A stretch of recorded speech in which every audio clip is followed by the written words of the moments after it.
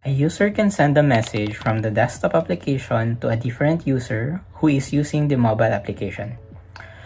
As you can see, the system has no problem passing along the chat even though the application is being used on two different platforms. This is possible because of the backend. As you can see, it's very easy for the platforms to communicate, but the inner workings are a bit complex. I would like to discuss the relationship between the backend and the frontend by discussing the chat more in depth.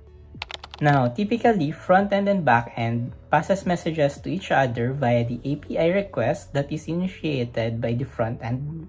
API requests are great because they allow the server to know when to send information to the frontend.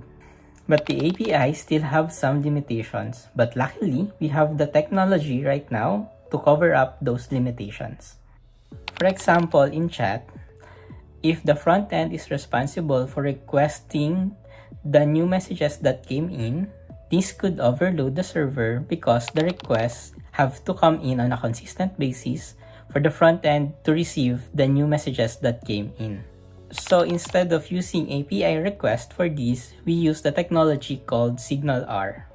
You can think of SignalR as the direct connection between the front end and the back end without the front end requesting to the back end first before the back end sending data to the front end.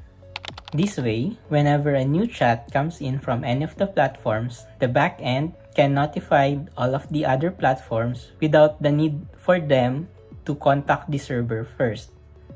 In this way, SignalR allows the front end to listen for new messages without the need for it to constantly send API requests to the server.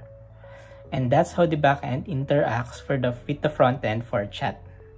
That covers everything for this episode. Again, I'm Fred Yu, backend developer with SetSchedule. We'll see you in the application.